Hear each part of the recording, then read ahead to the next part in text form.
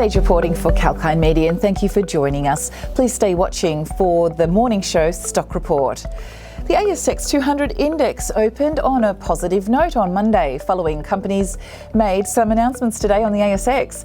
Australian waste management and recycling company Bingo Industries Ltd announced robust earnings in the first half of financial year 2021, despite challenging market conditions due to the coronavirus pandemic.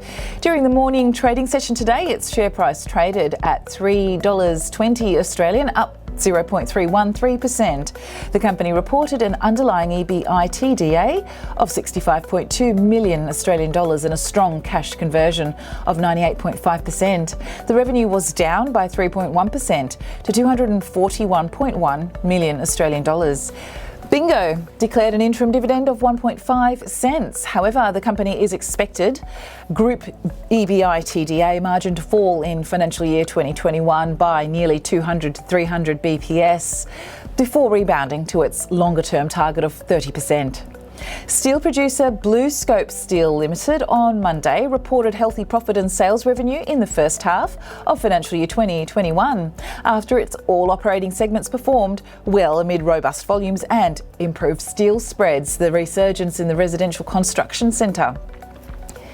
BlueScope reported a net profit after tax, or NPAT, of 330.3 million Australian dollars, and its underlying NPAT surged 67% to 332.8 million Australian dollars. The steelmaker declared an interim dividend of 6 cents per share. BlueScope expects the order and dispatch rates in major markets are expected to be robust at the start of the second half of financial year 2021. Shares of BlueScope Steel Ltd were down 2.20%, trading at $16.90 Australian today during the morning session.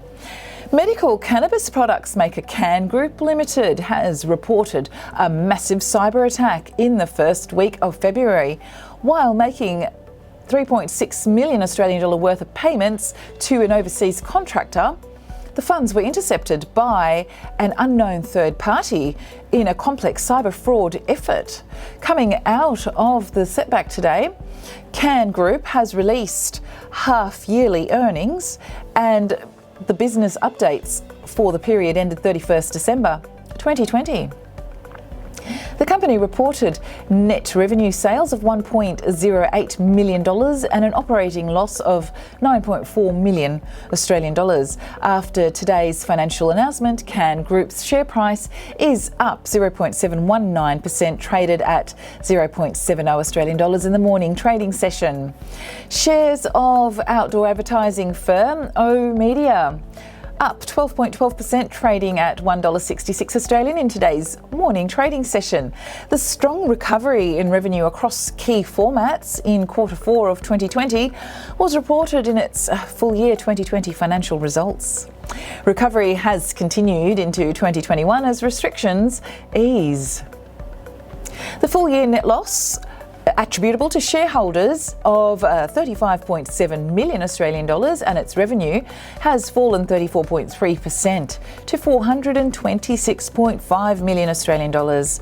Its board has suspended future dividends and stated no dividends were payable for CY20. On the outlook for the financial year 2021, oOh!media noted revenue recovery with substantial operational leverage to improve market conditions.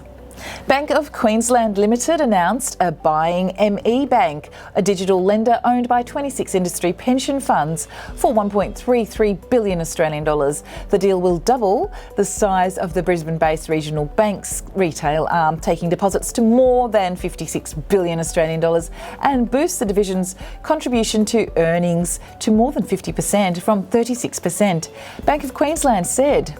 However, according to Reuters, even with the deal, Bank of Queensland will still lag far behind the big four banks, which control about 3/4 of the lending market and have glided through the pandemic better than some of their international peers. ME Bank Chairman James Evans states that the deal represents a permanent shift for the better in the Australian banking landscape. Thanks for watching. Sage here reporting for Kalkine Media.